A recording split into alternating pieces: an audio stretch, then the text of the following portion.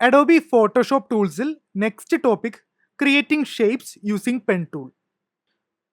അപ്പോൾ ഇത്രയും നേരം നമ്മൾ നോക്കിയത് ഒരു പെൻ ടൂൾ ഉപയോഗിച്ച് എങ്ങനെ ഒരു പാത്ത് ക്രിയേറ്റ് ചെയ്യാം, ക്രിയേറ്റ് ചെയ്ത പാത്തിനെ എങ്ങനെ എഡിറ്റ് ചെയ്യാം എന്നൊക്കെയാണ്. ഇനി നമുക്ക് എങ്ങനെ ഒരു പെൻ ടൂൾ ഉപയോഗിച്ച് ഷേപ്പ് ക്രിയേറ്റ് ചെയ്യണമെന്ന് നോക്കാം. അതിന് നമ്മൾ ഇവിടെ മുകളിൽ പാത്ത് മാറ്റിയിട്ട് ഷേപ്പ് ആക്കണം. അതിൻ്റെ തൊട്ടിപ്പുറത്തായി ഫിൽ എന്ന് എഴുതിയിരിക്കുന്ന ഒരു ബോക്സ് കാണാം. ഇത് നമ്മുടെ ഷേപ്പിൻ്റെ ഉള്ളിൽ എന്ത് കളർ കൊടുക്കണമെന്ന് സെലക്ട് ചെയ്യാനുള്ളതാണ്. അതേപോലെ തന്നെ നെക്സ്റ്റ് സ്ട്രോക്ക്, അതായത് ബോർഡറിന് എന്ത് കളർ കൊടുക്കണം എന്ന് തീരുമാനിക്കാൻ. അതിനടുത്തായി കാണുന്നത് സ്ട്രോക്കിൻ്റെ സൈസാണ്, അതായത് എത്ര വലിപ്പത്തിലുള്ള ബോർഡറാണ് നമുക്ക് വേണ്ടത് എന്ന് നമുക്കിവിടെ കൊടുക്കാനായിട്ട് പറ്റും. ഇത്രയും ചെയ്തതിന് ശേഷം നമ്മളൊരു പാത്ത് ക്രിയേറ്റ് ചെയ്യുകയാണെന്നുണ്ടെങ്കിൽ നമ്മൾ ആ ക്രിയേറ്റ് ചെയ്യുന്ന പാത്തിൻ്റെ ഉള്ളിൽ ഈ കൊടുത്തേക്കുന്ന കളറും അതിൻ്റെ ബോർഡറായി സ്ട്രോക്കിന് കൊടുത്തേക്കുന്ന കളറും അതിൻ്റെ സൈസും വരുന്നതായിട്ട് കാണാനായിട്ട് സാധിക്കും. ഇങ്ങനെ നമ്മൾ വരയ്ക്കുന്ന പാത്ത് ഫില്ല് ചെയ്ത് വരുമ്പോഴാണ് അതൊരു ഷേപ്പായിട്ട് മാറുക. നമുക്ക് ഓൾറെഡി വരച്ച ഷേപ്പിനെ സെലക്ട് ചെയ്തിട്ട് അതിൻ്റെ ഫിൽ കളറും സ്ട്രോക്കും മാറ്റാനായിട്ട് സാധിക്കും.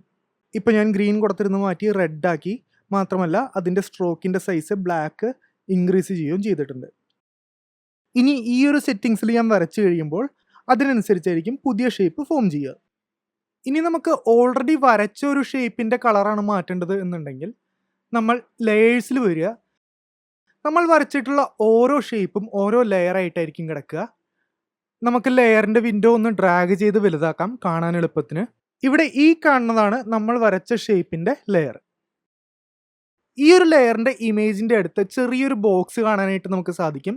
നമ്മൾ അതിൻ്റെ ഉള്ളിൽ ഡബിൾ ക്ലിക്ക് ചെയ്ത് കഴിഞ്ഞ് കഴിഞ്ഞാൽ ഫിൽ കളർ ചേഞ്ച് ചെയ്യാനുള്ള കളർ വിൻഡോ അവിടെ ഓപ്പൺ ആയിട്ട് വരും. ഇതല്ലാതെ തന്നെ നമുക്ക് മുകളിൽ നമ്മൾ നേരത്തെ ചേഞ്ച് ചെയ്ത പോലെ തന്നെ കളറും സ്ട്രോക്കിൻ്റെ വാല്യൂവും മാറ്റി കൊടുക്കാനായിട്ടും പറ്റും.